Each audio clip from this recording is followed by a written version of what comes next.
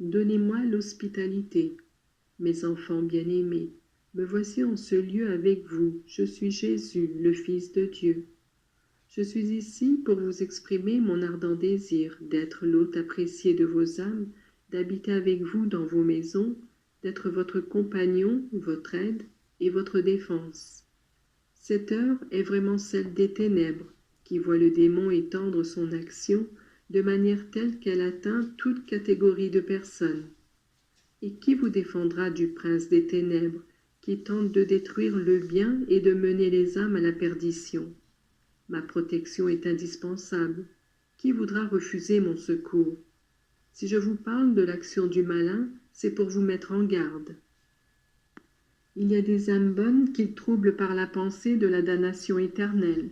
Ce sont des âmes inquiètes qui ne trouvent pas la paix nulle part. Elles reviennent mécontentes de chaque confession. Le doute de ne pas avoir bien confessé chaque faute et la crainte de ne pas avoir obtenu le pardon leur ôtent la sérénité. C'est ainsi qu'elles apportent le trouble même dans leur famille, où au contraire, par leur conscience en état de grâce, elles devraient semer paix et joie. Il y a des âmes dans lesquelles le démon fait naître le doute d'être abandonnées de Dieu, car elles ne voient pas leur désir exaucé par lui. Tout va mal pour moi, répètent-elles, et niant la toute-puissance de Dieu, elles se laissent abattre par les difficultés et se désespèrent.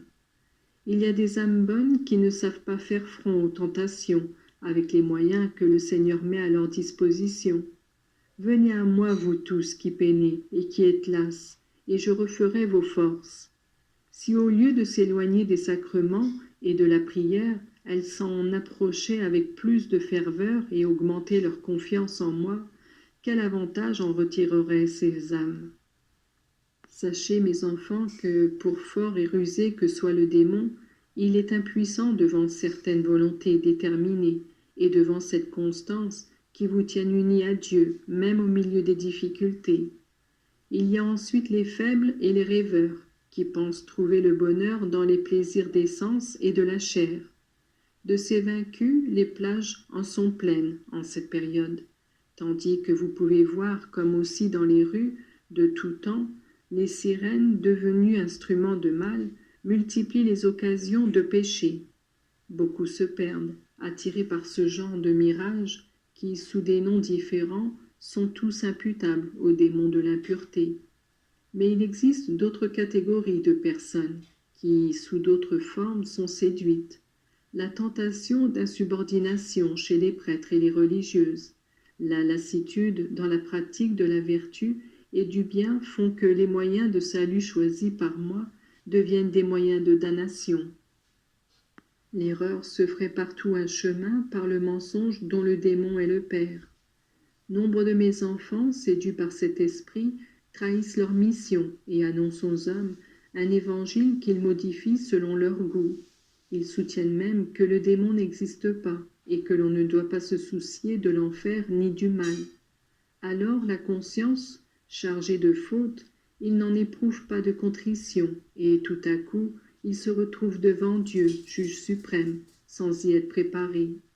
Mes enfants, je vous ai mis en garde seulement contre quelques mots. Si je devais les énumérer tous, il en résulterait un vrai cloaque d'immondices. Je vous invite à m'héberger en vous. Beaucoup, hélas, donnent sciemment l'hospitalité aux malins. Ne soyez pas comme les habitants de Bethléem, qui à ma mère, en attente de ma naissance, dirent de ne pas avoir de place pour nous. Accueillez-moi, mes amis. Dites-moi avec un amour vrai, Seigneur, nous voulons que notre maison soit ton palais et que notre cœur soit ton trône. Peut-être arrivera-t-il que certains, trop pris par les choses du monde, méritent le reproche que je fis à Marthe. Marthe, tu te soucies de trop de choses. Mais si vous savez apporter un peu de prière dans votre maison, si vous faites de mes enseignements votre nourriture, je pourrais certainement vous dire, comme à Marie, tu as choisi la meilleure part. Sans mon aide, qui vous vient de la prière, vous ne pourrez faire front et vaincre les artifices du diable. Vous vous demandez parfois pourquoi votre Jésus et votre maman du ciel désirent que se tiennent de nombreuses réunions de prière dans les familles, et vous vous demandez comment il se fait que vous ne soyez pas invités à vous réunir dans vos églises? L'assistance à l'église est certes nécessaire parce que là est le lieu où je demeure avec mon corps, mon sang, mon âme et ma divinité. Mais je désire protéger les familles contre l'action du malin et les défendre en leur demandant l'hospitalité. M'écouterez-vous? Je l'espère.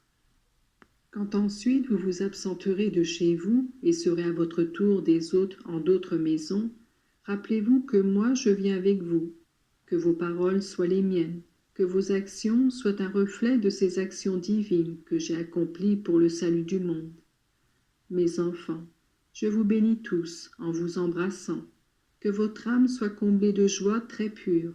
Sachez montrer à tout le monde que le chrétien dans la foi trouve tout. La paix soit avec vous, maintenant et toujours.